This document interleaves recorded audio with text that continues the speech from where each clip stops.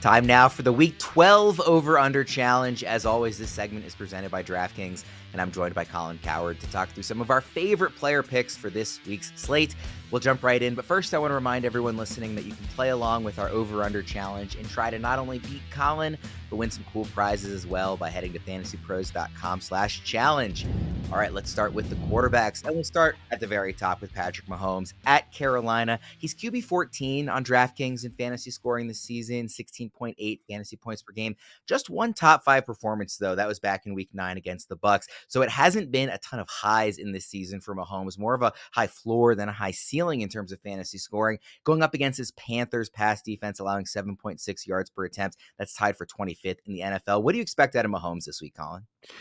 Well, for the first time in a long time, double-digit favorites this year, not only winning, they're covering the spread. Awful loss, Kansas City. I like them here. Now, Bryce Young has played pretty well. That tells me Carolina keeps it close for a while. I think that's actually good for Mahomes. It's going to be an interesting stretch for the Chiefs. Denver's better than we thought, and Harbaugh's got the Chargers really rolling. So they don't have time to waste here. Those teams are coming hard. And so I think Kansas City will, sharpen steel. The Buffalo loss, I think, is a reminder how difficult it's going to be in the playoffs and an increasingly good division. I think the Chiefs will play well, bounce back in a competitive, high-scoring game, but I'll take the Chiefs and Mahomes playing well offensively. Is there anything that you've seen from Mahomes just in terms of like the fantasy scoring is down, even though they're obviously winning games? He's still, as good a quarterback as you can be, but the fantasy scoring hasn't been there. Is it just a lack of the weapons, or is there anything else? Well, it's the third year in a row that they're trying to figure out what the receiving core is. It's the only unit on their team that's in flux for the third year in a row. Now they add a rookie, Worthy, who still I don't think is consistent. They have Watson. Noah Gray's played pretty well, the backup tight end. But I think this is the unit that they've had to sacrifice due to Mahomes' contract and Chris Jones' contract and Travis Kelce's contract and Joe Thuney's contract. So I think, this is an imperfect team, and, the receiving unit is again for the third year in a row in flux. Brock Purdy is the other quarterback we've got in the challenge this week. He's at the Packers, QB6, 19.5 fantasy points per game on DraftKings this season. He's got 3 top 5 weeks, 5 top 10 weeks this season. So he has had some pretty good games here for fantasy, going up against his Packers pass defense, 7.2 yards per attempt. That's tied for 18th in the NFL allowed. Obviously, Juwan Jennings is playing really well. Still have Deebo Samuel there. What do you expect from Purdy? Well, the wise guys like the Niners this weekend. They've been kind of an unlucky team. They've had bizarrely bad special teams, but if you really look at the numbers, as you know, Brock Purdy's been fine. Their defense isn't as good. If Bosa's not on the field, it's not the same defensive unit. They've run through defensive coordinators, the D'Amico Ryans into Robert Saleh, Steve Wilkes. Now they've got another. So I don't think it's the same team, and that actually is an advantage because the 49ers, they're in close competitive games. That tells me they're throwing the ball in the fourth quarter. I like Brock Purdy. A couple of running backs here. James Conner at Seattle, RB17 on DraftKings this season, just over 12.5 fantasy points per game. In 8 out of his 10 weeks this season, he has finished with 11.9 points or more. So again, really high floor for him. Now going up against the Seahawks rush defense, 4.8 yards per carry allowed. That's tied for 4th worst in the NFL. Do you think James Conner has a big day this week? Well, I like Arizona. I think they have a real identity. I don't think Seattle does. Conner is a violent, explosive runner. I think when Arizona Dome teams go up to Seattle, my take is they want to shorten the game, go up, be physical, get in a plane and fly home. The cyclone bomb will be out of the Northwest by then.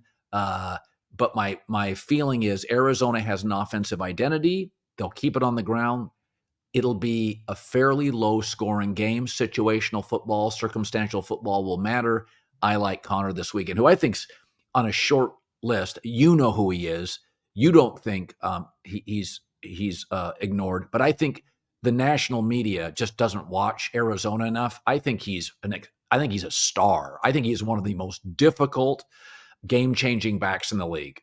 Really fun to watch and perpetually underranked. Every August, it feels like he just is a screaming value in fantasy drafts because, oh, he's getting older. Oh, they drafted Trey Benson. Oh, he's, maybe not the fastest running back. No, he's just good and produces every year. So I totally Yeah. agree. I think he's fantastic. And like I said, super fun to watch.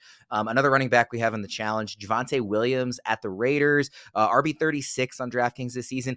Been really like, back and forth just in terms of who the lead in this backfield is. I mean, last week we saw Audric Estime, the rookie, got the bulk of the Yeah. workload, or excuse me, 2 weeks ago. Then last week it was kind of back to Javonte. Again, going up against this Vegas rush defense, 4.4 yards per carry. Do you think it's another Javonte Williams week? And do you think this running game can be good against the Raiders?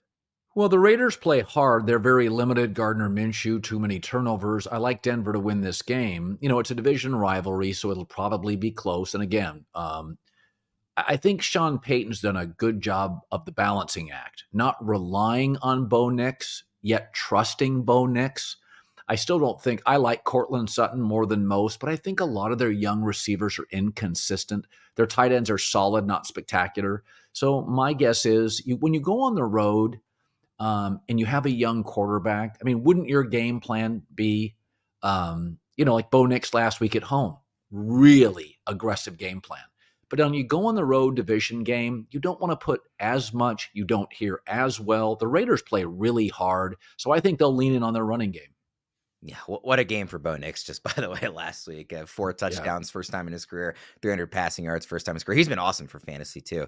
yeah. Not on this week's challenge, though. Justin Jefferson is our wide receiver at the Bears. Wide receiver 6, a little over 12 fantasy points per game on DraftKings this season. It's a Bears defense that definitely has talent and has played really well at times. Obviously, Justin Jefferson is, as good as it gets at the position. Do you think he'll have a big week? I'm not sure. So I believe if you look at Brian Flores, the defensive coordinator for the Vikings, historically he eats up turnover-prone quarterbacks or young quarterbacks. So here's what I think Minnesota's game plan is on the road, cold weather. Play conservative. Our defense will confuse Caleb Williams and force him into mistakes. So I don't think it's going to be a high-flying Minnesota offense this weekend. I think they'll win ugly. I think they'll rely on their run game and their defense. So I don't think he's going to pop. We've got a tight end on the challenge this week. Travis Kelce, obviously also going up against the Panthers. We already talked a bit about Mahomes and how you like the Chiefs to bounce back, coming back from that loss.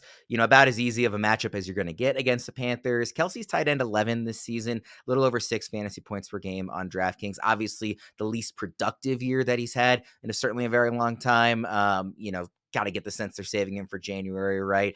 Been boomer bust. He does have 3 top 5 weeks and then also 5 weeks of under 4 points in fantasy scoring. So definitely a roller coaster season for him. Do you think, obviously, you like kind of Mahomes and the Chiefs to bounce back? Do you think it will be through Kelce or will it be through the possible return of Isaiah Pacheco or Kareem Hunt or some of these other pieces? Yeah, I think I agree with your first statement. I think they're saving Kelce. I think Denver and the Chargers are equipped to really match up with Kansas City. Noah Gray is growing into a much more comfortable target for Patrick Mahomes. And I think Isaiah Pacheco will get some run. And again, they're still trying to figure out exactly Xavier Worthy's role. He's clearly a gadget guy. He's explosive. So I think you have to almost guess. When I trust Travis Kelce, playoff game, Monday night game, big TV spot, big rivalry game. This is not one of those. Yeah, I've been saying it on the shows. I mean, I was fading him on draft day. This isn't a team that's playing for January. They're playing for February, right? They have one thing on their mind, and they want to make sure they get there as healthy as they can. Remember, everybody, to head to fantasypros.com/challenge to play along all season long. Colin, thanks for joining us. All right, thanks.